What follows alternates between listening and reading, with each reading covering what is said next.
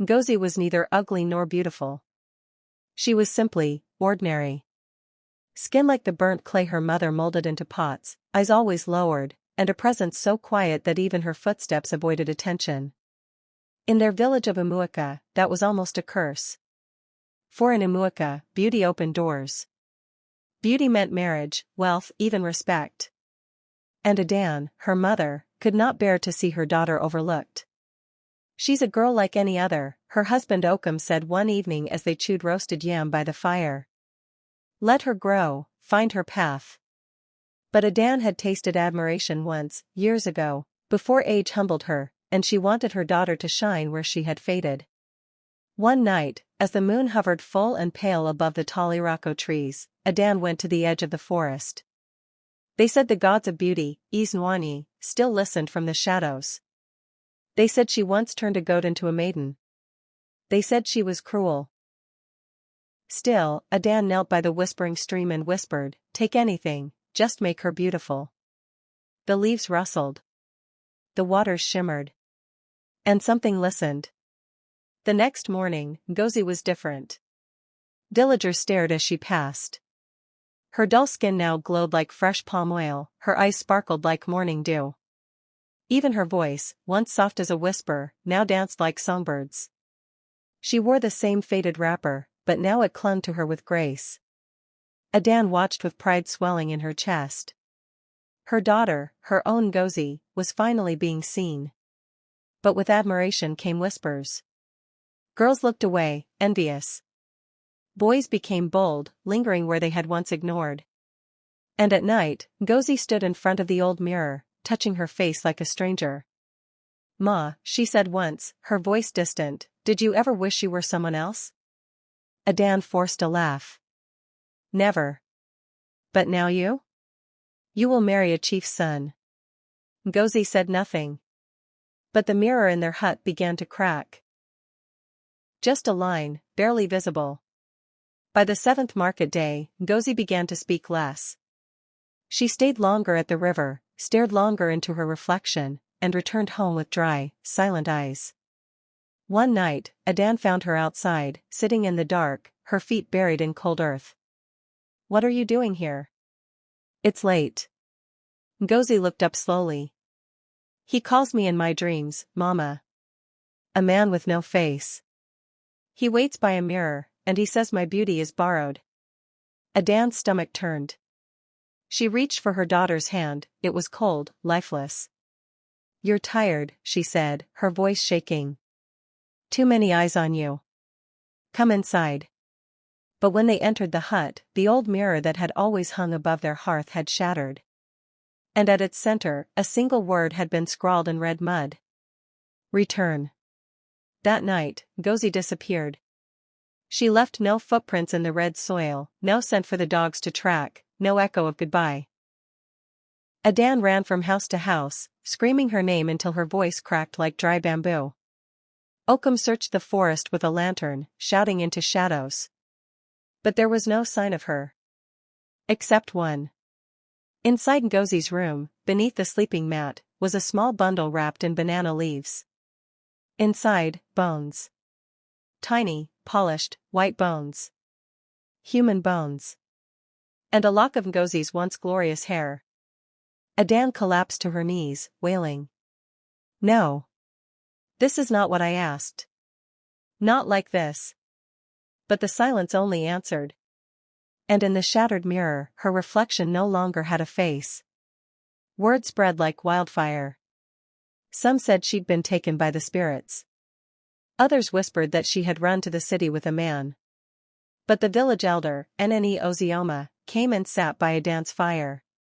Her voice was hoarse, old as the earth. "You went to the water spirit," she said quietly. "You asked for beauty, didn't you?" Adan wept. "I just wanted a better life for her." "And the gods do not give without taking," Ngozi said, eyes unblinking.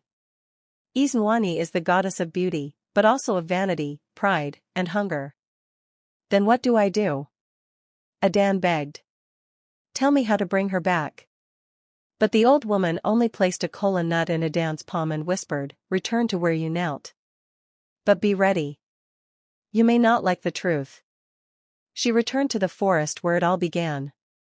The trees seemed taller now, leaning inward like judges.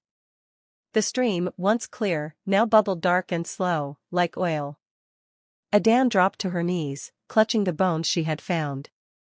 I give them back, she cried into the night. Take the beauty, the pride, the dreams, I don't want them anymore. Just give me my daughter. The wind howled. The ground trembled.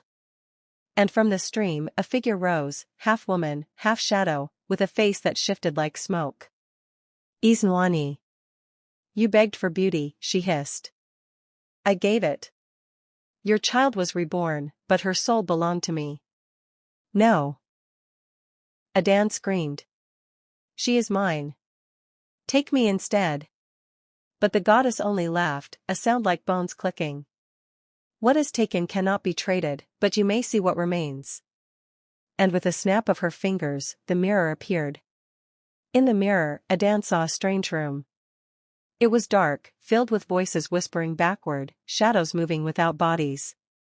In the center sat Ngozi. Her beauty remained untouched, but her eyes were empty, blank like an abandoned shell. She sat brushing her hair, over and over, though none grew from her scalp. Around her feet lay hundreds of bones, each one clean, each one, hers. She sits between the worlds now, the goddess said. A mirror girl. Beautiful forever, and forgotten by time. Adan dropped to the ground, shaking. Please. Let her go. Let her remember. Ngozi leaned close, her voice a hiss, then shatter the beauty with your own hands.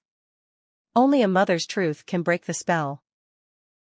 Adan returned home and did something no one had ever done in Umuaka.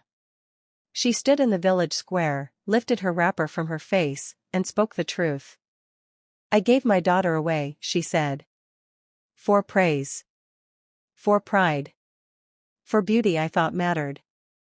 And I lost her. Women cried. Men shook their heads. But Adan did not stop. She was enough. Even when she was overlooked. Even when the world ignored her. She was enough. And as her words echoed, the air shifted. A breeze rose. And back in their hut, the mirror cracked again, this time from inside. Ngozi awoke in the forest, barefoot, weak, and with tears rolling silently down her cheeks. She remembered. She remembered the dreams, the mirror, the emptiness. And she remembered her mother's voice cutting through the fog, calling her back.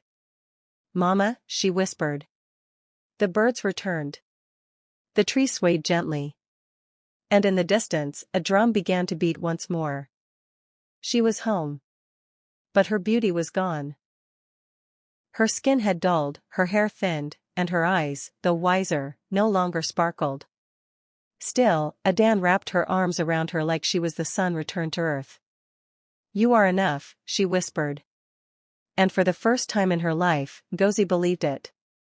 Watch till the end. Like, share, and subscribe to Talesbyamanda for more powerful African stories that carry mystery, lessons, and soul. And remember, sometimes silence can be more dangerous than a curse. Stay tuned for the next tale, because every story has a spirit behind it. Thanks for watching.